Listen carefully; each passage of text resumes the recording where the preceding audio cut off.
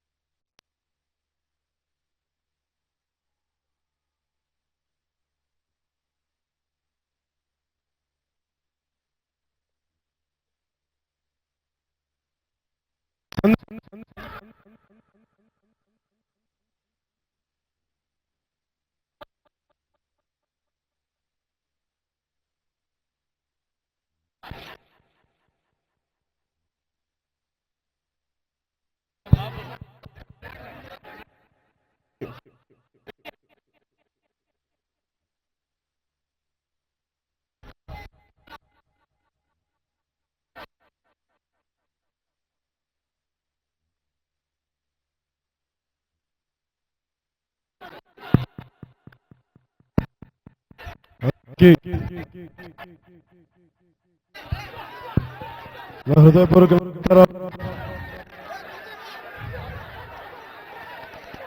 ఈ రోజున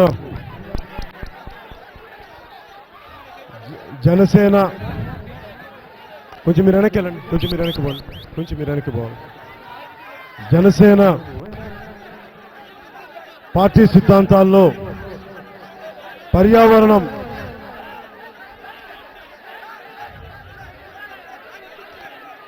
జనసేన సిద్ధాంతాల్లో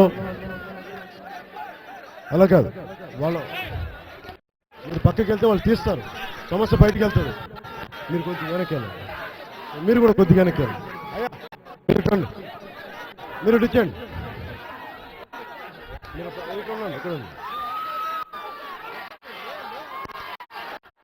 ఆయన తొక్కదు, ఆయన తొక్కదు. కూర్చోండి అన్న, కూర్చోండి. మీరు హెల్ప్ చేయాలి, నాకు మీరు సహాయం చేయాలి.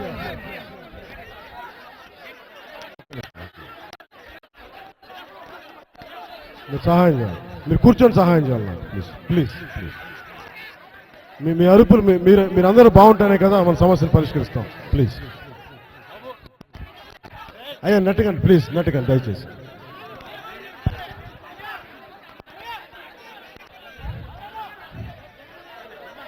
ఈ సోంపేట చిత్తడి నేల, ఇక్కడ గతంలో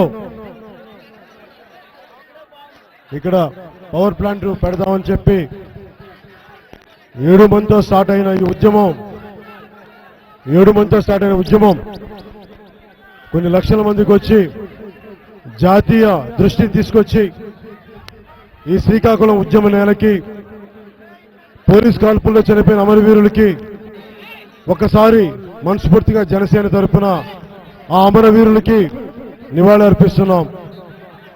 ఆ అమరవీరులకి ఒకసారి జోహార్ చెప్తాం, జోహార్ జోహార్. అలాగే నేను ఇక్కడికి వచ్చింది పార్టీ సిద్ధాంతాల్లో 7 సిద్ధాంతాల్లో ముఖ్యమైనది పర్యావరణాన్ని రక్షించుకుంటూనే అభివృద్ధి ఉండాలి, కానీ పర్యావరణాన్ని ధ్వంసం చేసే అభివృద్ధి సరైన అభివృద్ధి కాదు. ఎందుకంటే ఇక్కడ చిత్తడి నేల ఉంది అంటే అనేక మంది మత్స్యకారులు, రైతులు ఇన్ని వేల ఎకరాలు దీని మీద ఆధారపడి ఉన్నాయి. పశువులకి, పక్షి సంపదకి అన్నిటికీ కలిపి, ఎందుకంటే కరువున్న రోజుల్లో ఇక్కడ కలువు దింపలు తిని పోషక పదార్థాలు లభించుకునే పరిస్థితి ఉంది. అంటే ప్రకృతి ఇచ్చిన ఈ వరాన్ని, పెద్దలు చెప్పినట్టుగా ఈ ప్రకృతి ఇచ్చిన వరాన్ని దయచేసి ప్రభుత్వం కాదు, ప్రభుత్వాలు అభివృద్ధి పేరిట ధ్వంసం చేయకూడదు. ప్రపంచమంతా జరిగేది ఈ రోజున పర్యావరణాన్ని రక్షించుకుంటూ అభివృద్ధి ఉండాలి, కానీ పర్యావరణాన్ని ధ్వంసం చేసే ఏ అభివృద్ధికైనా సరే జనసేన పార్టీ దీనిని తీవ్రంగా వ్యతిరేకిస్తుంది. అలాగే ఈ రోజున రొయ్యల చెరువులు తవ్వితే అంటే అభివృద్ధి జరగాలి, కానీ ఇదే రొయ్యల చెరువులను వెస్ట్ గోదావరి జిల్లాలో చేసి వాతావరణం 3 డిగ్రీలు ఎక్కువైపోయింది, నీళ్లు కలుషితం అయిపోయినాయి. నాకు వెస్ట్ గోదావరి జిల్లా నుంచి వచ్చిన ఆడపడుచులు చెప్తా ఉన్నారు, ఇష్టారాజ్యంగా చెరువులు తవ్వితే దీనిని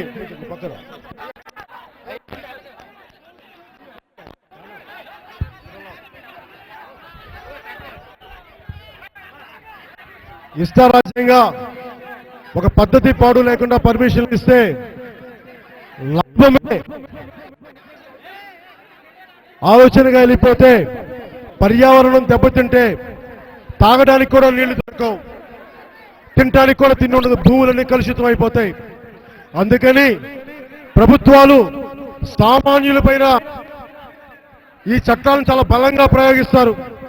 ఎవరైతే నీతివంతంగా, ఎవరైతే ఈ పర్యావరణాన్ని పరిరక్షించి ముందుకెళ్తున్నారో వాళ్ళ మీద కాల్పులు జరిపేది నాకు చాలా బాధగా ఉన్న విషయం. నేను కోరుకునేది ఇక్కడున్న పెద్దలకి, ఈ పర్యావరణ పరిరక్షణ కమిటీ కూడా నేను ఎక్కువ చెప్పట్లేదు, ఎందుకంటే మీరు చాలా మంది నాయకులు వచ్చి రకరకాలుగా మభ్యపెట్టారు. నేను వాళ్ళలో ఒకటిని కాదు, అందుకని నేను ఎక్కువ మాట్లాడట్లేదు. కానీ మీరు నా పార్టీ సిద్ధాంతాల్లో పర్యావరణాన్ని పరిరక్షించే అభివృద్ధికి పార్టీ పీట వేస్తుంది, కానీ పర్యావరణాన్ని ధ్వంసం చేసే ఎటువంటి వాటికైనా సరే మేము వ్యతిరేకం. ఈ భాగంలో మేము ఇక్కడ రైతులకి కూడా, కృష్ణమూర్తి గారికి కూడా, పెద్దలకి, రైతులకి మేమందరూ కూడా చెప్పదలుచుకున్నది ఒకటే, మా విన్నపం కూడా, మేము మీకు అండగా ఉంటాం, జన సైనికులు మీకు అండగా ఉంటారు. రేపు పొద్దున మీరు ఎలాంటి పోరాటాలు చేసినా సరే ఇక్కడ సైనికులకి, యువతకి మీరు మాట్లాడితే సీఎం అని అరుస్తారు. మీరు పవన్ కళ్యాణ్ సీఎంగా చూడాలి అంటే ముందు మన సోంపేటని బాగు చేసుకోవాలి, మన సోంపేట రక్షించుకోవాలి, మన బీడు భూముల్ని, మన చిత్తర భూముల్ని రక్షించుకోవాలి. అందుకని జనసేన సిద్ధాంతం కూడా పర్యావరణానికి చాలా పెద్ద పీట వేసే అభివృద్ధే, కానీ పర్యావరణాన్ని ధ్వంసం చేసే అభివృద్ధికి జనసేన పార్టీ నేను కోరుకుంటుంది కూడా ఈ పరిరక్షణ కమిటీ సభ్యులకి, చనిపోయిన అమరవీరుల కుటుంబాలకి, రాష్ట్ర ప్రభుత్వాన్ని మేము కోరుకునేది మీరు తక్షణం వారికి ఒక ఎక్స్గ్రేషియా ప్రకటించండి, వారి పిల్లలకి ఉద్యోగాలు కానీ ఇళ్లు కానీ ప్రకటించండి. ఎందుకంటే అందరూ వచ్చి ప్రామిస్ చేస్తా ఉన్నారు, నిలబడట్లేదు. ప్రభుత్వాలు నిలబడిన పక్షంలో జనసేన పార్టీ వారి సమస్యలు మరింత ముందుకు తీసుకెళ్తామని తెలియజేసుకుంటూ, అలాగే ఈ రోజున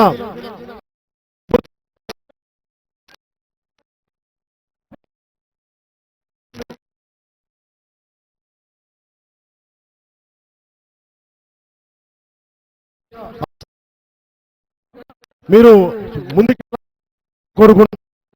ఎందుకంటే నేను వెంటనే మాట్లాడటానికి నాకు అవగాహన చేసుకొని మాట్లాడాలి. ఎందుకంటే నేను వచ్చి ఆ భూముల్ని పేదలకు పనిచేస్తానంటే నేను అవగాహన చేయకుండా మాట్లాడుతున్నాను. అందుకని నాకు ఈ సమస్య మీద అవగాహన ఇవ్వండి.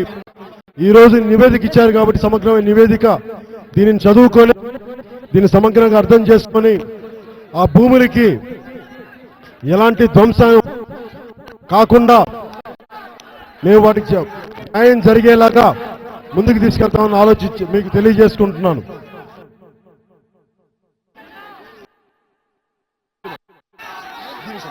ఈ సమస్య అలాగే